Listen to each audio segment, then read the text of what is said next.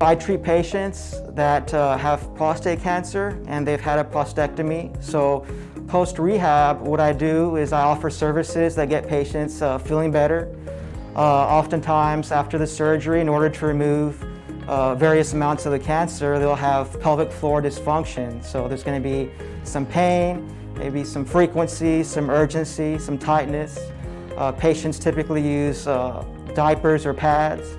So basically, patients come in, I evaluate them, and we develop a treatment plan, an individualized treatment plan. And typically it takes 8 weeks to have really significant results, but people do very well. I get them moving better to whatever goals they have in life, whether it's feeling better at work, moving, standing up, sitting, lifting, pushing, a lot of those common things that people do throughout their day. They have difficulties typically after surgery for a prostatectomy. I also help patients even years after having their prostate removed.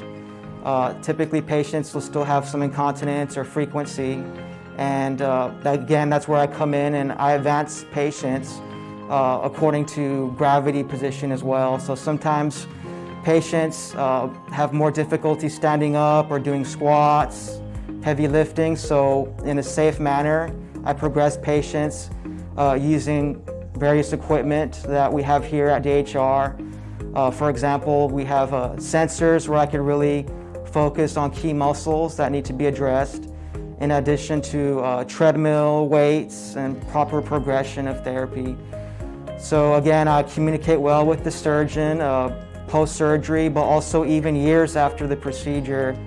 As part of rehab, we get patients feeling better, pain-free, and having a better quality of life. For further details, you could contact me at Urology Institute. Typically, these are 1-hour sessions for 8 weeks, and we'll get you feeling better.